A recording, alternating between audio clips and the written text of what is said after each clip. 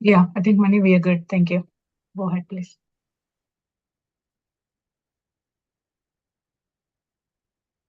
Moving deeply into the now. Don't seek yourself in the mind. The problems of the mind cannot be solved on the level of the mind. Once you have understood the basic dysfunction, there isn't really much else that you need to learn or understand. Studying the complexities of the mind may make you a good psychologist. So he's telling our problems won't be resolved by studying about the mind or understanding the mind. That will make you only a psychologist. That won't make you resolve anything, Eckhart Tolle is telling.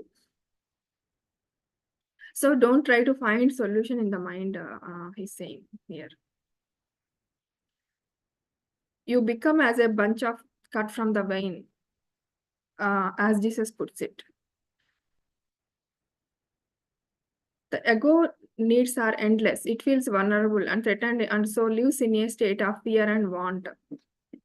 As we discussed in the previous chapter, if you are keep on, see, we want something, we will identify ourselves with something, like fame, name, all those things. So we work for it, towards it, ignoring the present moment. What will happen is explaining. So it will keep on ask you, okay, you achieve this, go for another other one. You got this, go for other one, like that. So it will makes you all the time fear about something and you want all the time something. So you never be happy inside. If you are not in the present moment and you all the time follow your mind and you want to keep yourself, oh, I did this, I achieved this, like that. So that ego, it will keep on ask you, do this, do that all the time. So don't be in the state of fear and want all the time. If you become present, when you are present, you can allow the mind to be as it is without getting entangled in it. So you are focused on, you are conscious about what present moment, right? Then you will use the mind won't use you. Like otherwise mind will attach you to false identities and it will make you to do okay, all the time wanting, I want this, or I have to do that, then only I will be complete. You won't accept yourself until you reach that goal, that he is telling. So when you're in the present moment, you just use the mind when you want it, not owned and entangled with it. The mind in itself is not dysfunctional. It is a wonderful tool. Dysfunction sets when you seek yourself in it. So you will seek yourself in it and mistake it for who you are. It then becomes egoic mind, takes over your whole life. So when you identify yourself with the gender, with the name, with the place, with the religion, everything, whatever you are thinking, that is you have now. If you identify yourself with those, then ego will develop in you. That will tell you, okay, you achieve this, then only you are complete. End the delusion of time. How will end the delusion of time, he's telling. So the key is, here is the key. End the delusion of time. Time and mind are inseparable. Remove time from the mind and it stops unless you choose to use it. So to not to get entangled in the mind, what you have to do is you have to start, you have to separate the time. The compulsion arises because the past gives you an identity, future holds the promise of salvation. Why we are all the time in the past, future is because I am this, like that. Past gives you an identity. Okay, I'm so and so son, I'm so and so daughter, like that identity it will give you. But future, you will think it will, oh, future I will get salvation, like that you will think about future. That's why you will be in the entangled in the past and future. The more you focused on time, past and future, the more you miss the now, the most precious thing there is. So you have precious things now, but you entangled in the past and future with identity and salvation. Firstly, because it is the only thing. Why it is precious is because it is the only thing, present moment. It's all there is.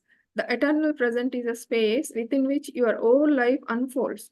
If something has to happen in you, like some shift has to happen in you, or some karma you have to dissolve. Everything will happen in the present moment, not in the past, not in the future, right? So that you have to focus on the present moment. There were never time when your life was not now, nor will there be. Life is now. Secondly, the second reason for why present moment is precious is the now is the only point that can take you beyond the limited confines of the mind. So now can take you beyond your mind. It is your only point of access into the timeless and formless realm of being. So it will take you your consciousness, right? That beingness. So the now only can take you, not past, not future, he's saying. Nothing exists outside the now. Past and future obviously have no reality of their own, just as the moon has no light of its own. It can only reflect the light of the sun. So your past and future only pale reflections of the light, power, and reality of the eternal present. So Eckhart Tolle here he's saying a nice example, like how moon don't have its own light. It will only get light from sun. The past and future also get light and power from present moment only. So present moment is the sun for us.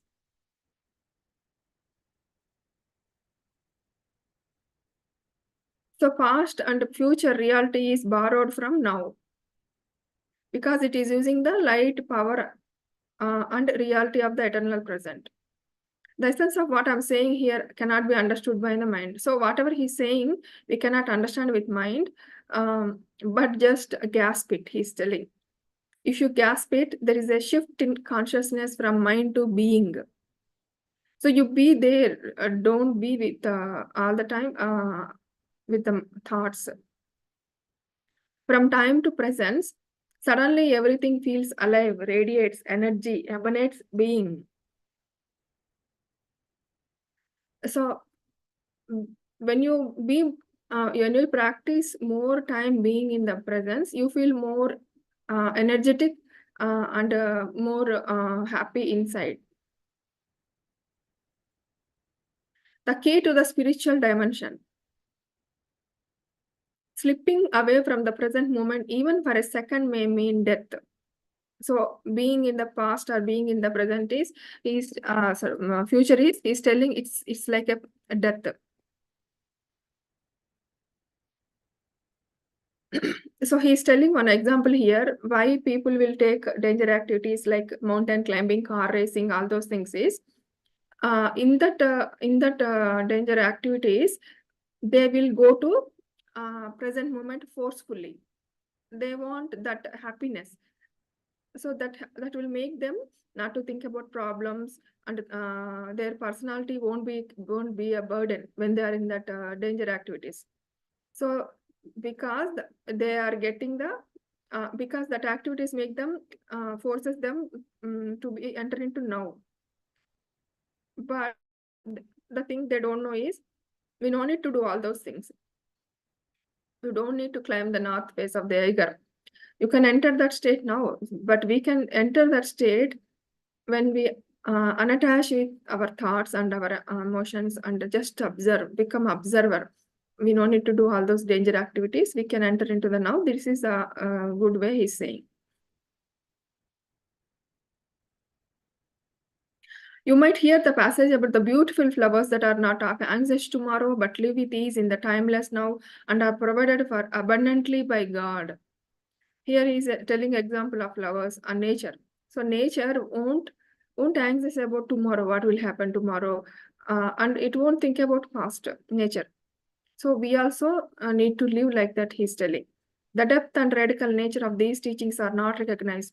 No one seems to realize that they are meant to be lived, and so bring about a profound inner transformation. If you live now only, in this present moment only, you will get an inner transformation. The whole essence of Zen consists in walking along the ranges of edge of now. So Zen teachers will teach them, the students, how they have to be in the now, present moment. In the now, in the absence of time, all your problems dissolve. Suffering needs time. It cannot survive in the now. So if you want to suffer, like people will suffer, right? Other people, either they will be suffer about past, okay, that time, that incident that happened, I didn't like that, or future, oh, this may happen. That only will you go give suffering. But if you are in the now, there is no suffering.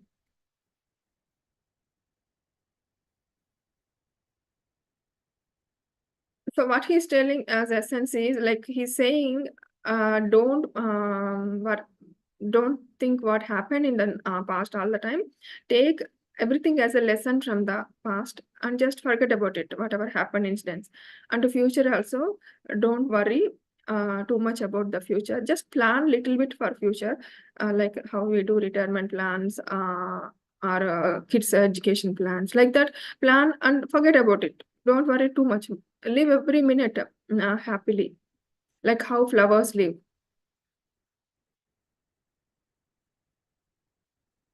The great Zen master Rinzai, in order to take his students' attention away from time, would often raise his finger and slowly ask, what at this moment is lacking? So he's asking, what is lacking now in this moment? So it is making that students think about present moment. So we can also think ourselves, what is lacking now? Why we want more? Okay. So we are already happy, we are already content, we are already peaceful. Now itself is nice. The present moment is nice. Just pay attention to the sounds you are hearing, and what you are touching, the smells around you, and beautiful scenery uh, of nature.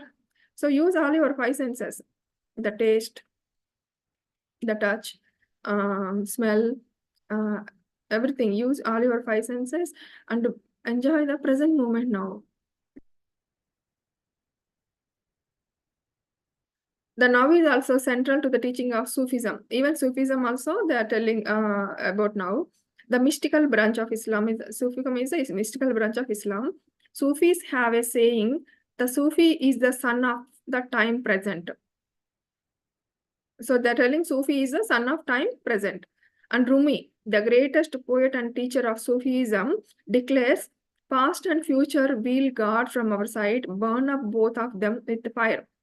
So Rumi is saying, burn the past and future, because it will put a wheel from the God. We cannot see God with that wheel, right? We have to lift that wheel. So we have to not to live in the past or future. Live in the present moment.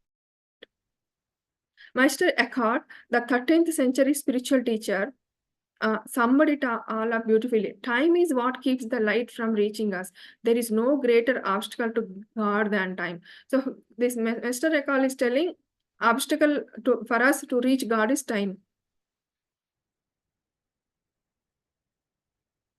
Accessing the power of the now.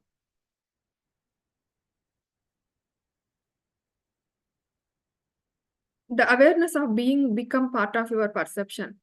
With the timeless dimension comes a different kind of knowing, one that does not kill the spirit that lives within every creature and everything. A knowing that does not destroy the sacredness and mystery of life, but contains a deep love and reverence for all that is. The mind cannot know the tree, it can only know facts or information about the tree. So mind cannot know the tree he's selling. So it knows some information. Mind always knows information. It cannot feel, right? It cannot experience. So if you want to experience, you have to experience with the sight or touch, right? The tree you want to experience. Either you have to go out and look at how beautiful it is. You have to you have to feel happiness in the heart, not in the mind, right? Mind knows only how long the tree is, what type of tree, that information only. So you won't feel or experience anything. You will only experience with your consciousness, right? Everything you experience with your consciousness. There is a place for mind and mind knowledge. It is in the practical realm day to. So when you need mind is when you need some information from day to day knowledge, like in you're working in the office, you need some information. At that time you need, or some health problem come for anybody in the home, so like what to do for this. That time you need mind. So it's just a tool. It will give you the information. So don't attach and think too much with mind all the time for everything he's telling.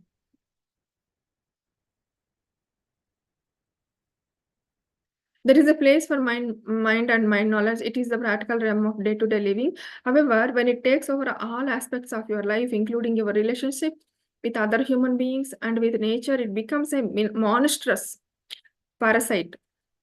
So in your relationships also, don't think with mind all the time. Feel that happiness when you are spending with time with others. Experience that. Be present. Listen to them patiently. As we discussed yesterday, when anybody you think anybody is doing mistake, from your point of view, think that if you are in their shoes, you will also behave like that. So and also think that you also learned that lesson in your previous births. Today you are knowing that that is wrong. So then you won't so don't find faults with others. Never find faults with others. Everybody is perfect how they are. So only we are finding faults with others so that we can improve. We can become better person, right? Like if you know that you are doing something, okay, I should not do this, then you will become a better person. So before going to sleep, before 40 minutes, they're saying, because the last 40 minutes, whatever you think, that will go to your consciousness. So it will register for next birth also. Like if you don't dissolve that, like if you are angry on something, forget about it before going to sleep. That 40 minutes, before 40 minutes only, you sit there and think why you are angry on that person. That person, depending on their whatever they went through in that life, they are behaving like that. And also they are not aware about it. That's why they are behaving like that. So why I should take to heart and get hurt on that? It's no point, right? So you analyze like that. Then you remove, like how you remove weeds from the garden, like we discussed before, right? You are the gardener of the inner space. So you remove that anger in your mind. And also if you are jealousy on something, like that person have a big house or that person has big position like that, then you realize at the time of death you won't take all these things to another world, right? What you will take is the fine arts, like singing, dancing, other fine sports also you won't take to other realm. Only you will take the fine arts. So focus on what fine art you know. One day I listened this, I started learning more songs because I like singing, but I don't know much. I never learned music, but still I like to sing from my whole heart to the God. Or even like some like inspiring songs also I like to sing. So I started learning. Why can't I learn this? See, I'm doing meditation now. Maybe my capability increased. Then I started. Before I used to sing only 4 or 5 bhajans when I go to Satsai center. I used to sing only 4 or 5 because I have the fear inside me. If I learn new, I may not do better. Like I want to. Then I took out that fear inside me. Okay, I am doing for myself. I'm not doing for others. Okay, I have to sing from my whole heart, and I have to try every day new one. Why I'm attached to only old things? Why can't I do new things? Then I really implemented in my life. Yesterday, I sang one bhajan in the session. Every day I'll attend in the night. So that is new one. I learned only 2 times. I sang, and the other person is telling you that bhajan is so nice. I was surprised. How come I able to do that? We don't know our capabilities. Then I realized, oh, we have to go beyond our mind. Our mind always limits us. Don't do this, don't do that. That won't be good. This won't be good. Our mind always limits us. Our mind tells other person is greater. You can't do that. So you have to come out of that limitation. Try new things. Try painting, try drawing, try doing something, fine arts, anything which will keep you in the present moment. Do that every day. See the change in your life. Like stitching also, anything which will keep you focused other than watching movie, watching TV. Limit the time watching TV, watching movie, talking in the phones. Limit that. Recently, I stopped my all my phone calls only if needed only. So when you are talking, think that is this adds any value than keeping silent. Then only talk. Otherwise, don't talk. That's what the master says. Before you talk whether it is truth, talk whether it adds any value to the silence, and also think that if you talk this, anybody will get hurt. So even though it's truth, even though it's adds value to the silence, if other person gets hurt by that, don't talk that. You don't need to point out mistakes in others. You did this, you did that. If you are telling, tell like how mother will tell to kid. If you do this, this will be better. Like that, in a nicer way. Tell to others nicer way. You don't have right to hurt anybody feelings by commenting them. Because nobody is great in this world, right? Everybody have their own faults. We came to the world. First realize that you came to the world for improving yourself, not finding faults in others.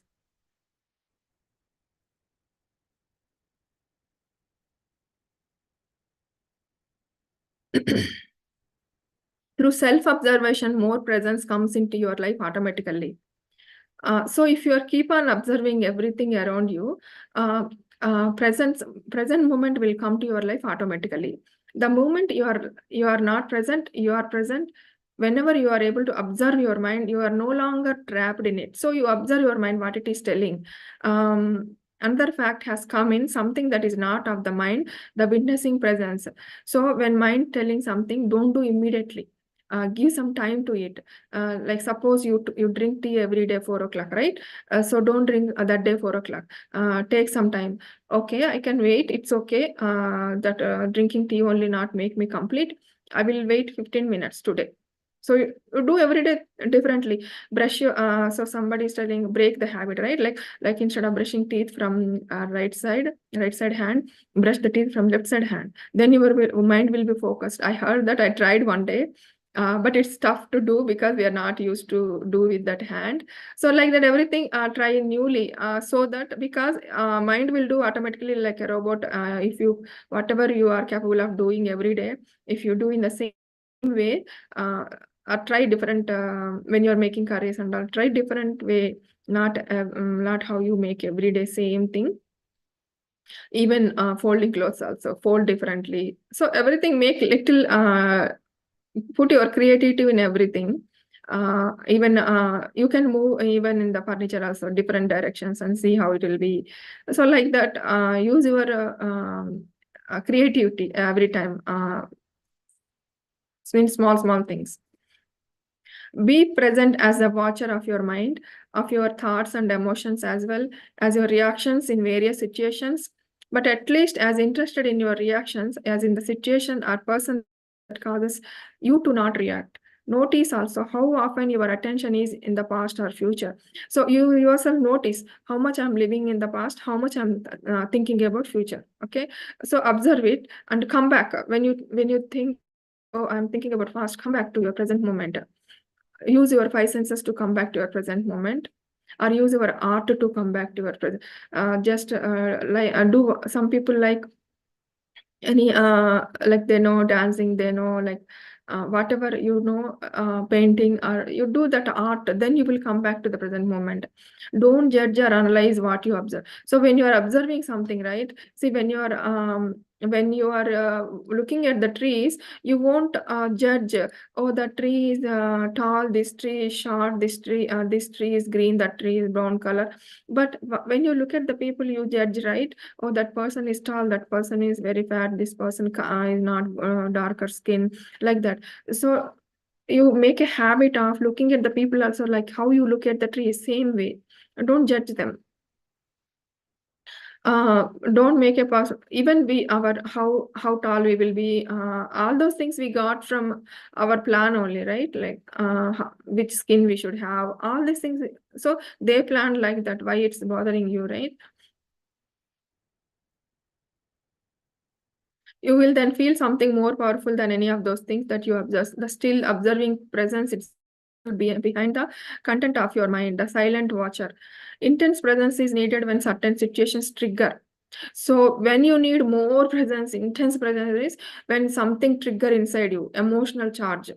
So when you got anger on somebody, when you are upset with somebody's behavior, that time use more presence, intense presence comes into life, triggers go wrong, and emotional complex on the past is brought up. So observe that whenever you got angry, you will link to, oh, that day also they did like that. This person is like that always. Like that, judgments will come immediately. Observe those judgments, observe those emotions. The reaction or emotion takes you. You keep observe, but don't make that emotion takes you over and you become it. Don't become it. Okay, just observe that emotions inside you. You act it out. You justify, make wrong, attack, defend, accept. So don't think attacking, defending is good thing for you. Okay, don't justify them, uh, because those are not you. It's the reactive pattern inside your mind. It is a mind. Mind will be always in survival mode. Okay, so one day you stop attacking other person, you stop defending yourself, you stop that, not getting upset on others, not getting anger on others, and just to become observer and see how your mind is working with you when things go wrong.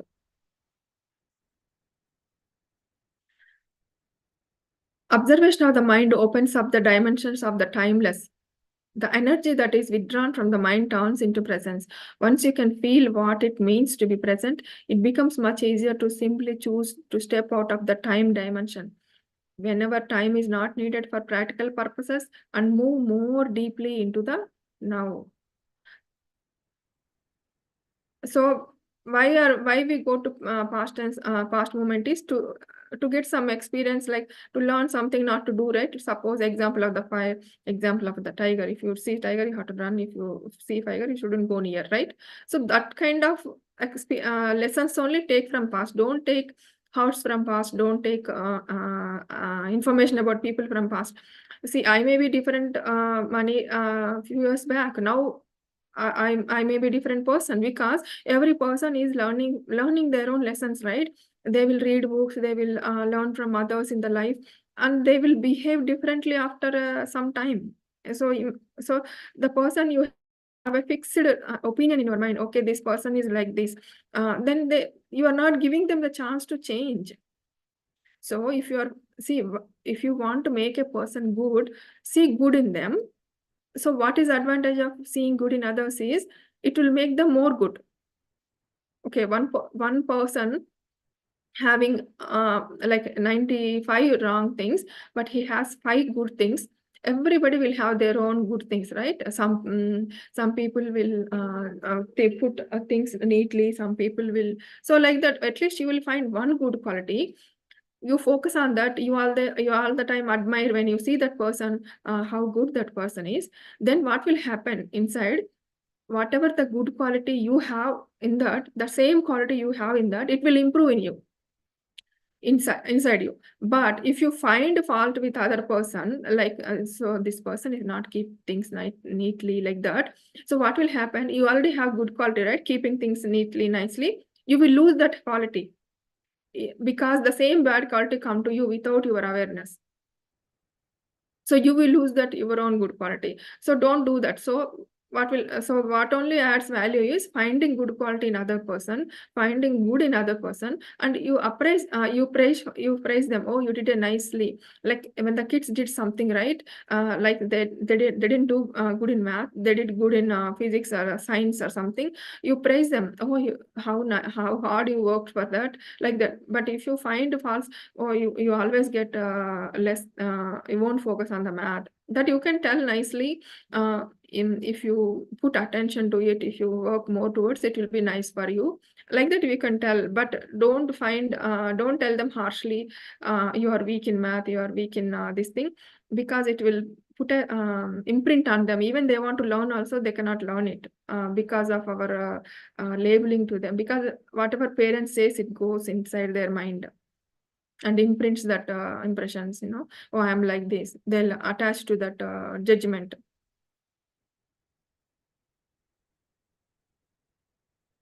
Letting go of psychology of time. Learn to use time in a practical aspects of your life. We call this clock time. But immediately return to present moment awareness, then choose practical matters have been dealt with. In this way, there will be no buildup of cycle. So there is a clock time, there is a psychological time. So he is explaining what is psychological time, why we should let go of that, which is identification with the past and continuous compulsive projection into the future. So he's saying that psychological time is, it will make you identify with the past and compulsive projection into the future. So let's see what is clock time, psychological time. Clock time is not just making an appointment for or planning a trip. It includes learning from the past so that we don't repeat the same mistakes over and over. So once we went to the appointment on the time, then we were delayed. So if we go 5 minutes early, then we can. So we didn't delay it for other work. So we use that as a next time we use that. Setting goals and working toward them, predicting the future by means of patterns and laws, physical, mathematical, and so on, learn from the past and taking appropriate action on the basis of our predictions. But even here within the sphere of practical living, there where we cannot do without reference to past and future. The present moment remains an essential factor. Any lesson from the past becomes relevant and is applied now. Any planning is as well as working toward achieving a practical goal is done now. The enlightened person's main focus of attention is always the now, but they are still peripherally aware of time. In other words, they continue to use clock time, but are free of psychological time. So be alert as a practice so that you do not unwillingly transform clock time into psychological time. For example, so he's telling here example how the psychological time is bad for you. If you made a mistake in the past and learn from it now, you are using dog time. On the other hand, clock time. On the other hand, if you dwell on it, so you did a mistake, so you got lesson. So next time you won't do that. That is clock time. Okay. But if other hand, if you dwell on it mentally and self-criticism, oh, Mani always do this mistake. Like if you are remorsing, you're having a guilt also. I did like that. I'm a stupid person. I could have not done that. Like self-criticism we do, right? Sometimes that is using psychological time. So when you go to that self-criticism, remorse, guilt, that making mistake into me and mine, make it part of your sense of self. It has become psychological time, which is always linked to false sense of identity, non-forgiveness. So that will make you won't forgive, implies a heavy burden that will cause a heavy burden on you, that psychological time. So using lesson for good from past is good, but if you judge somebody or yourself, depending on the past, this person always do things late, or I am like that, I always act stupidly like that. So that is not good for you, he's telling. See, because you have to understand, you are also learning, they are also learning. You will also change, the other person also will change by time. You set yourself a goal and work toward it. You are using clock time. You are aware where you want to go, but you honor and give your fullest attention to the step that you are taking at this moment. So he's telling, like, okay, you want to achieve something, you have that goal, but aware of it. But also, you have to honor and give fullest attention. You have to give full attention what step you are taking. So when you are climbing the steps, right, every step, feel that step. Don't just only focus on going first floor or second floor. Just focus on where you are keeping listen to that stairs noise, or feel how if you are walking with barefoot, feel how your leg is touching that floor, how hard that floor is, how soft that floor is. All those things, put some attention to it. If you then become excessively focused on the goal, perhaps because you are seeking happiness, fulfillment, or a more complete sense of self in it, the now is no longer honored. it becomes reduced to a mere stepping stone to the future with no intrinsic value. Clock time then turns into psychological time. Your life journey is no longer an adventure, just an obsessive need to arrive, attain, make it. You no longer see or smell the flowers by the wayside either, nor are you aware. One more thing, a smell of the flowers also will bring you to the present moment. So whenever you're stuck in the thoughts, you realize it, immediately go and smell something, good things. Uh, and touching trees also, like just indoor plants also will bring you to present moment. So when you're caught up with the thoughts, go and just touch that leaf and see how soft it is, like that. Then you will come to present moment. Nor are you aware of the beauty and the miracle of the light that unfolds all around you when you are present in the now.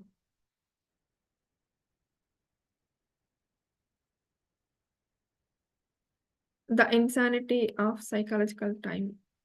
Yeah, this we will read tomorrow, next class.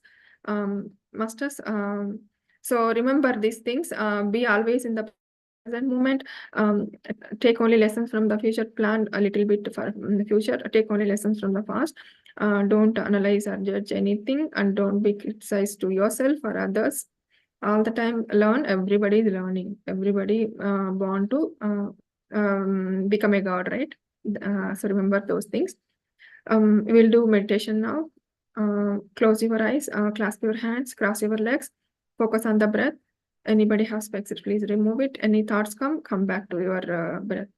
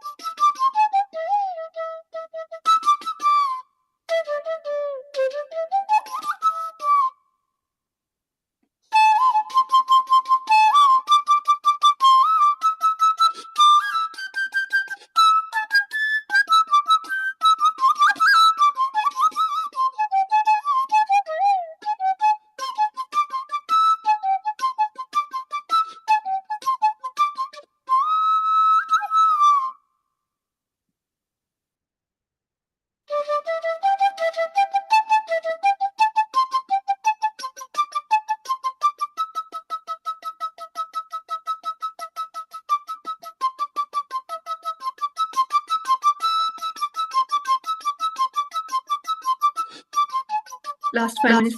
Yes.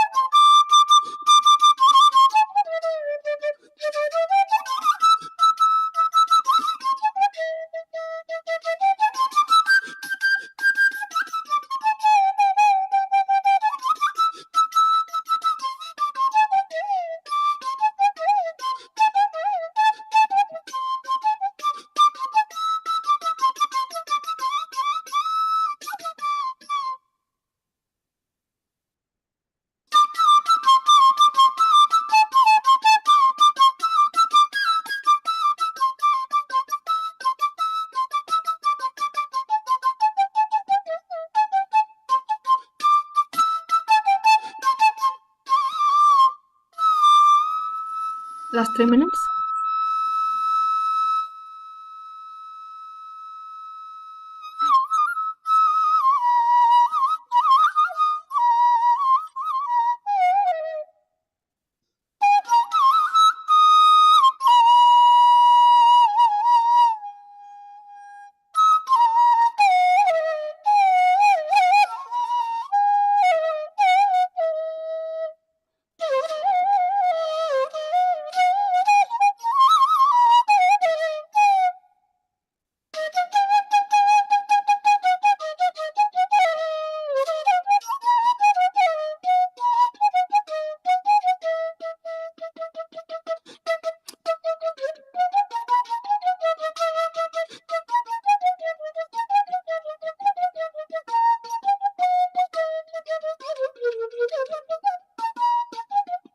Last 30 seconds.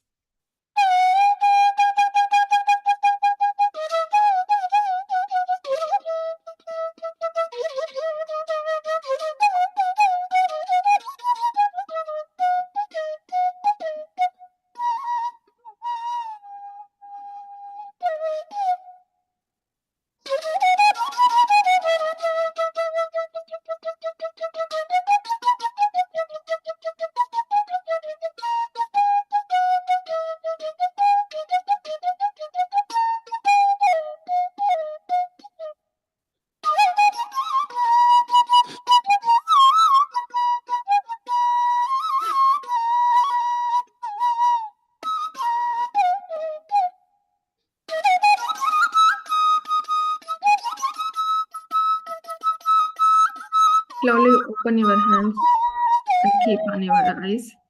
Open your eyes with a nice smile.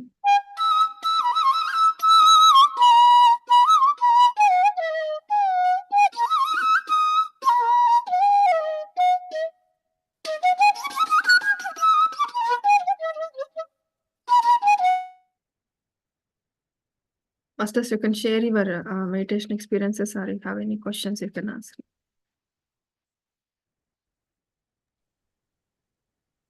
Thank you, Maniga.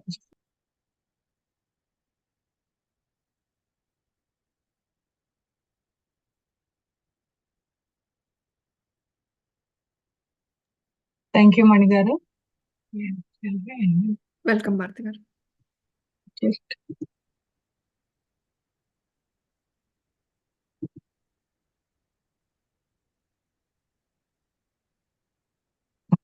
okay.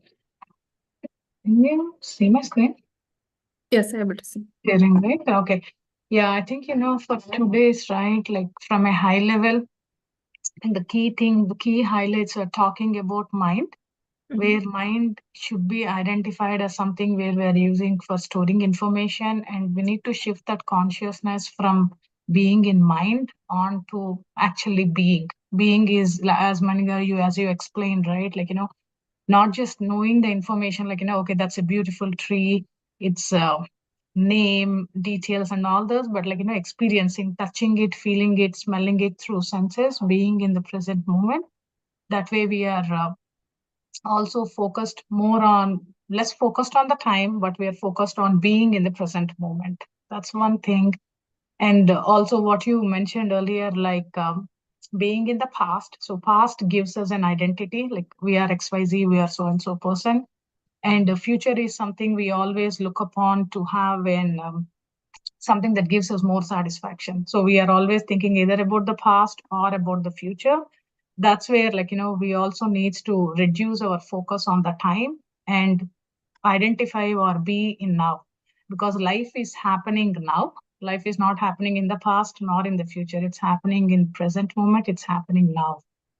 And there are a couple of one way to kind of get this going is like what at this moment is lacking. Like, asking ourselves that question, like what is lacking in the present moment that I'm just thinking about my past or my future, making sure we are focused and trying to keep ourselves aligned to being rather than focusing on our mind. So self-observance is also a critical part that can help us evolve and be more present in now than wavering everywhere around. Yeah, very nice, nice takeouts, and also keeping practicing silence, inner silence, outer silence. So Mhm. outer silence talk only when necessary. Inner silence always don't all the time think about something. Do something which makes you happy when you are leisure time, and also reduce watching TV and reading newspapers, gathering information. Better reduce it. What we will do with that information, right? Yes. Okay, Masters, that's great. So anyone would like to share any experience or any questions you have? Yeah, if not Masters, please try to follow one of the things you learned from the book today and see the how that is going to transform your day today. And please do share your experience or make that change in your day-to-day life. Okay. With that, thank you all. Thank you all for joining today. Have a great day. We'll see you all again tomorrow. Thank you all. Thank you, PSM Divine Global team, for giving me this opportunity. See you tomorrow.